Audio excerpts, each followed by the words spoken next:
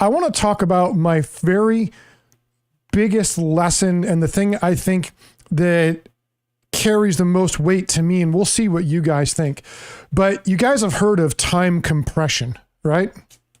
Yeah, definitely. When things start happening really fast, and in the aviate, navigate, communicate, concept, the first thing that most people dump when time compression happens and their task saturation gets overflowed or their pilot bucket is now full, they start dumping comms, right? And so now you don't know what's happening, and your wingman is struggling, and you're struggling, and there's issues. The biggest thing I have found is to slow down. And I mean, like, literally take the time and space that a jet should offer you. It's a standoff weapon. And no matter what's happening or how chaotic it is, I have found that if I don't accept the situation I'm in, and I take the time to give myself more time and space. Maybe I need to disengage. Maybe I need to, if I'm going to land, let's not try to descend from 30,000 feet and land at the runway that's 10 miles away. Let's push out another 20 miles, come back, do a nice descent, give my wingman on a FAM flight an easy flight, a nice descent as I talk him in, tell him what I'm going to do ahead of time. So I'm trying to slow down his mind. I'm saying, hey, we're going to turn down into this valley.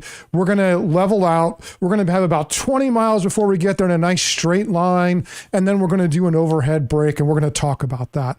And I think it's really important that, you use whatever experience you have, whatever tools you can use, and we'll talk more about tools, but really just not accepting the situation for what it is. And, in my mind, really being a flight lead and taking that challenge on and making sure that you set yourself as a flight and each individual wingman up. And I'm curious what your guys' thoughts are on that particular concept. It almost sounds like you were just... Oh, go ahead, Gilligan. Go ahead. I was going to say what you're describing there is essentially multitasking. And so Thumper docked me. I've got my commercial license now. I've gone past the private license. And so as you look at this in real life, when they talk about human factors, so you've got a part of your pilot training is understanding the limits of human beings. So I know apparently as men, we're no good at multitasking, but apparently it's people in general. Nobody is actually good at multitasking. So people who do appear to be good at multitasking, what they're actually doing is just triaging everything really well and prioritizing what they've got to do next. So when you're in a Hornet, because these simulations are becoming very realistic, then what's true in real life is very relevant in the sim. So when you're in a Hornet flying it by yourself, you've got a lot of multitasking to do. And then when you find yourself the leader of a force ship, it compounds by much more than 4 times. So definitely when it comes to multitasking, you've got to triage it. You've got to get ahead of the jet. So the other thing that you were describing there is something that pilots refer to in real life as hanging off the tail plane or getting behind the jet. You've got to be ahead of the jet. You want to fence people in at the right time. You want to get your frequency switches out correctly. You want to get people into the right formation ahead of time. When you do your startup, you want to get the jet ready and have your laser codes and your JDAM coordinates and your flight sequence and everything checked ahead of time and know what frequencies you want to be on. And at ANZUS, so that when your guys ask you can tell them. That's right, exactly right. You can tell them, and just get ahead of the jet, minimize the amount of work that you have to do. And the other thing we've got at ANZUS, we're really lucky, is we have human controllers.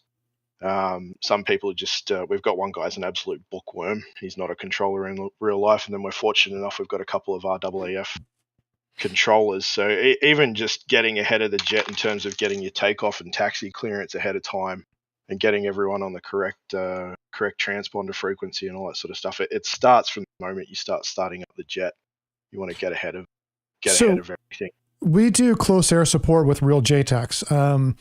and we have to fly to their standard to give them positive reps. We got some guys that are deployed, and they get training and evaluation, and we don't want to mess them up. So we work really hard to do that. And some of the lessons I've learned is there's a check-in. And that check-in is it's done in order.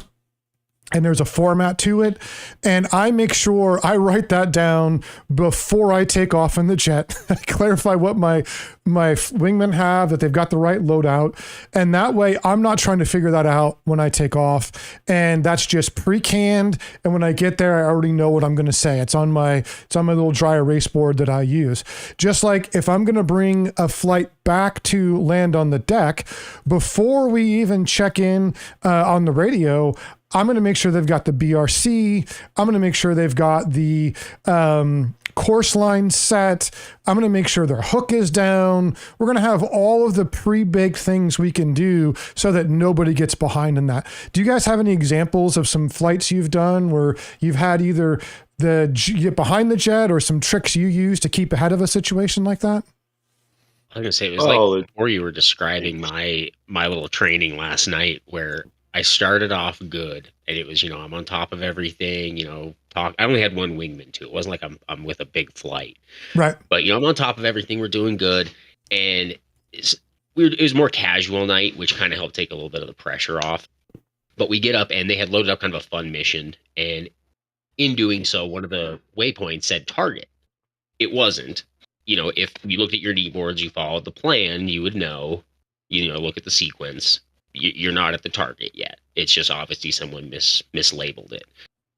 It little things can cause big problems, man. Oh man, and especially when again the pressure's on. I'm trying to do good. I want to impress the guys in my squad. I'm with one of the higher ups. I want to do my best, and I felt like I was doing good. And we hit this point, and I felt it.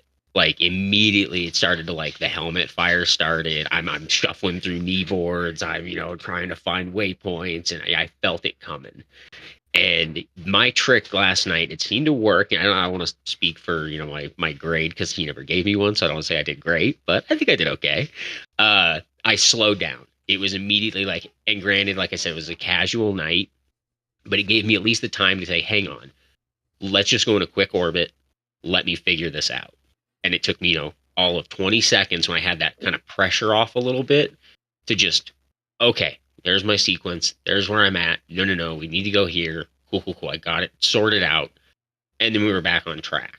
But I felt it coming. And I think for me, it was as soon as you feel the helmet fire starting, find some way to I think Gilligan, I think it was you saying it perfectly, where it's not multitasking. You're not doing two things at once. It's triage. It's being able to organize. Good people in multitask. It's organization more than anything. So it's taking that moment to just slow down, organize your brain, execute.